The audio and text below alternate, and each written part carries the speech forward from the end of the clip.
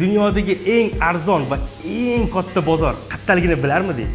Bu albatta Xitoy Ivu shahrida joylashgan Ivu Goji Shamochon bozori. Bu bozorni men ko'rib juda hayratlanganman. Juda ham katta.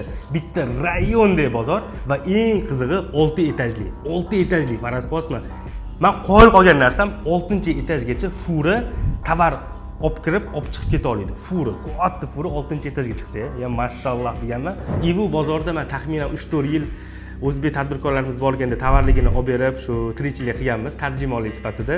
Lekin haqiqatda juda ham katta bozor. Lekin luxury kopiya, high copy deymiz, shu kiyimlar va qimmat tovarlar bilan shug'ullanadigan akalar o'tga borib o'tirishligi hojat yo'q. Sababi o'tda aslan arzon narxdagi tovarlar ishlab chiqariladi va ko'p zavodlarning o'zining do'koni o'sha yerda faoliyat yuritadi.